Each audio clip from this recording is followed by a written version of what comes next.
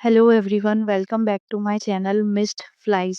And आज हम एक ऐसे टॉपिक पर बात करने वाले हैं जो ना सिर्फ कंट्रोवर्शियल है बल्कि मोरली डिस्टर्बिंग भी है। I am talking about doctor रक्षिता, जो कि एक पॉपुलर मेडिकल इन्फ्लुएंसर है। उनका कंटेंट ट्रेंडिंग रहता है, लेकिन काफ़ी लोग उनसे नाराज़ हैं क्योंकि उनका कंटेंट पेशेंट की प्राइवेसी और डिग्निटी को ओपनली ब्रेथ करता दिखता है। आपने उनकी वीडियोस देखी होंगी, OPD, ICU, labour room, injections, X-rays. लेकिन सवाल ये है, क्या ये सब बिना पेशेंट की परमिशन के हो रहा है?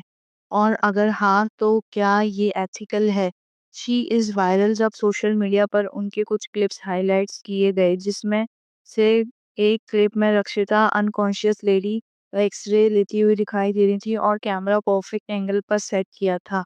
लगता है कोई कैजुअली रिकॉर्ड नहीं कर रहा, ये प्रॉपर्ली स्टैक्ड है। और एक रील में एक एल्डरली पेशेंट क्लियरली दिख रहा है, उनका फेस भी क्लियरली विजिबल है। ऐसा प्रूफ किया जा रहा है कि जैसे कि she is mentally prepare to record him and these recordings are ICU rounds. अब सोचिए, जब पेशेंट क्रिटिकल कंडीशन में होता है, उस वक्त उसका वीडियो बनाना, क्या ये मेडिसिन है या कंटेंट क्रिएशन? कुछ लोग बोलते हैं कि ये एजुकेशन पर्पस के लिए रहा होगा। Fair enough, but let's get real. Genuine medical education के लिए स्ट्रिक्ट प्रोटोकॉल्स होते हैं। Some of my friends are also belongs to this same field and they also told me about the protocol. कैसे patient से written inform consent लेना होता है, face और नेम ब्लर या हाइड करना होता है, ट्रांसपेरेंसी का बहुत ध्यान। पब्लिक प्लेटफॉर्म पर रॉ पेशेंट फुटेज अपलोड नहीं करना होता, कभी भी नहीं। तो जब कोई डायरेक्टली हॉस्पिटल से कंटेंट बनाकर इंस्टाग्राम पर डाले बिना कंसेंट के, तो ये एजुकेशन नहीं, एक्सप्लोटेशन होता है। रिसेंट डेज पर सोशल मीडिया पर डॉक्टर भावेश ने पॉइंट रेज किया, जहां पर उन्होंने बताया कि रक्षिता अभी सिर्फ एक इंटर्न है, लेकिन अपने कंटेंट में वो सीनियर डॉक्टर्स की तरह पोर्ट्रे करती है। ऐसे दिखाती है जैसे कि वो क्रिटिकल केसेस सोलो हैंडल करती है, जबकि रियलिटी में इंटर्न को यूजुअली असिस्टेंट लेवल काम दिया जाता है, because she is intern only. ये पब्लिक को मिसलीड करता है। और जब कोई इन्फ्लुएंसर डॉक्टर बन जाता है सोशल मीडिया पे, तो लोग उसकी एडवाइस को सीरियसली लेते हैं। इसलिए ट्रांसपेरेंसी और भी इम्पोर्टेंट हो जाती है।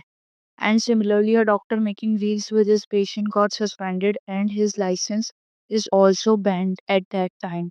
रक्षिता के कुछ स्पॉन्सर पोस्ट भी वायरल हुए हैं, जैसे मैग्नीशियम सप्लीमेंट्स और कैल्शियम को लेके एड्स। उसमें उसने क्लियरली मेंशन किया है ये एड्स हैं विच इज़ रिस्पॉन्सिबल। लेकिन जब कोई हेल्थ प्रोडक्ट प्रमोट हो रहा है, तो ऑडियंस को समझना ज़रूरी है कि ये कोई मेकअप या मोबाइल ऐप नहीं है। ये चीज़ लोग कंज़्यूम करते हैं, एंड अगर ये उनकी हेल्थ के लिए सही नहीं रहा, then it can lead to some mishappenings also. सिर्फ डॉक्टर लिखा होने से किसी प्रोडक्ट को ब्लाइंडली ट्रस्ट करना गलत है।